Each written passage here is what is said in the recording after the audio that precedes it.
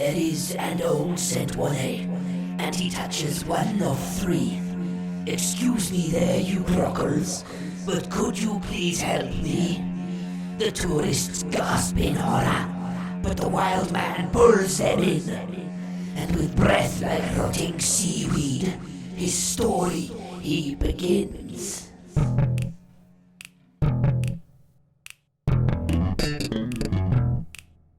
Now floating in the channel there's a lovely little rock with a charming country local where I used to drink my cock. They're a funny bunch that swill there, proper locals so you'd say. Lucky Chi Bill and Three Chicks Mick and Bitchy Bob the village gay. There was Benny Le Cobichon who ate snails from off the wall. Said it made his day to crunch the little buggers, shell and all. Well, whatever takes your fancy, left him to it, ruddy fool. Till the day he won the lottery sitting right there on his stool. I'm rich, he cried, I'm loaded, no more digging spuds for me. And we cheered as he chomped down a celebratory snail or three.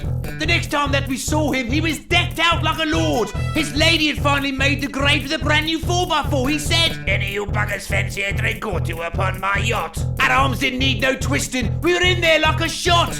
Down we drove to the water's edge where the newport vessel lay. Waved goodbye to Benny's missus as we pulled out across the bay.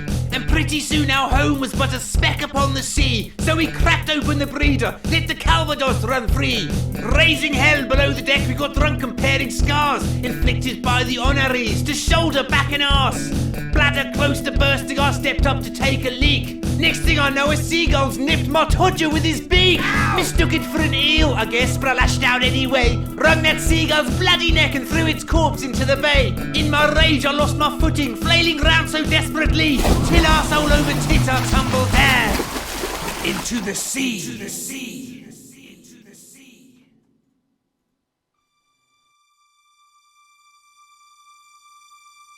Alone, alone, all alone. My undies full of sand. On a deserted island, miles from home, lay this poor, forgotten man. Horizon to the left of me, horizon to the right. The sand below, the sea beyond, with not a boat in sight.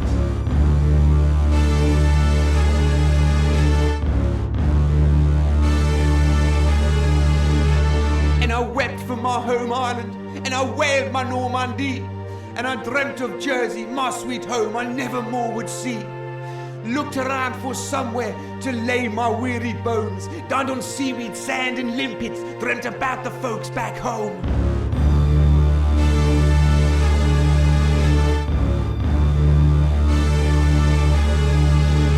As the weeks went by I crumbled till my mind was quite a mess. Ghosts and demons plagued me and would not let me rest. Bizarre hallucinations running daily through my brain, till I feared that I would never see the shores of home again.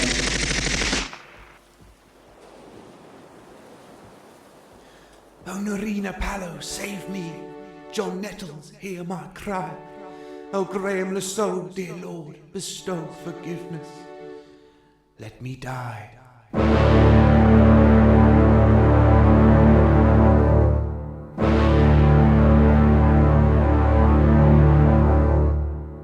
Yet on the visions plagued me, till maddened by degree, I fashioned a raft from a piece of wood and set off across the sea.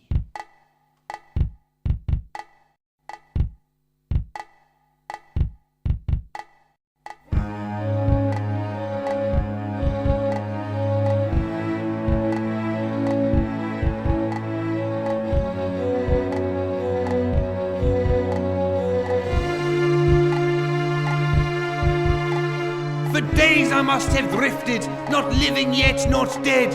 And all that kept me going were the voices in my head, singing, swim, so I swam, swim, so I swam, swim, so I swam, swim.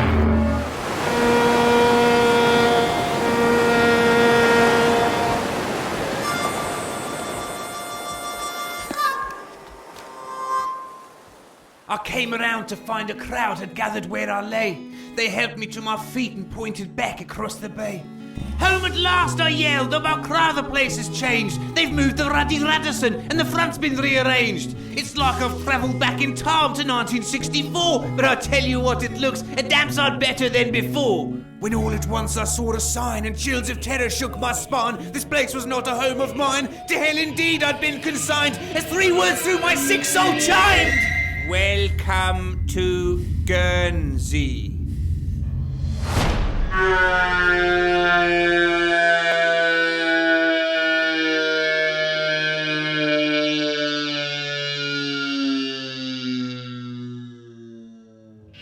Oh, hell.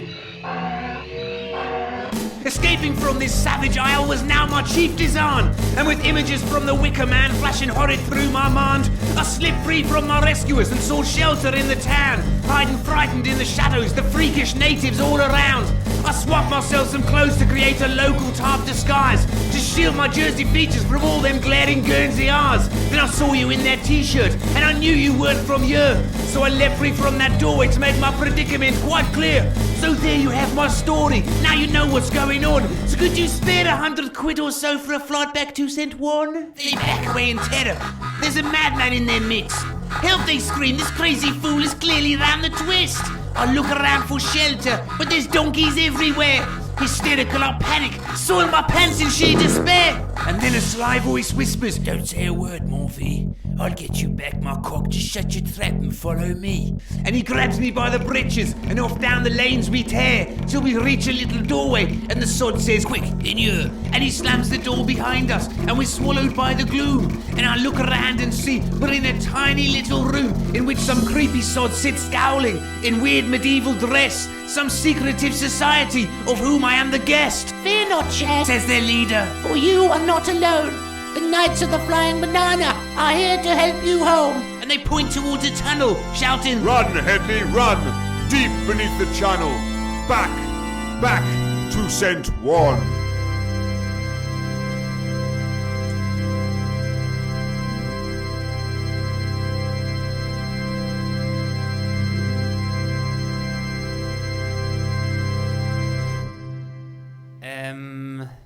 I didn't need no poking, just grabbed the torch and fled, trying not to dwell too long on all that sea above my head.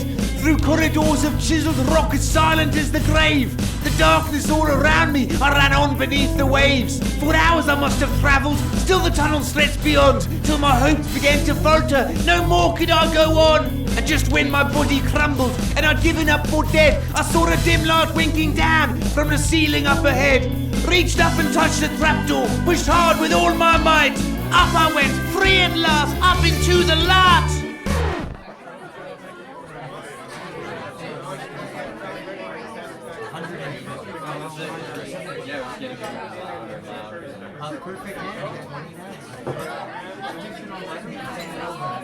Oh, Bacra.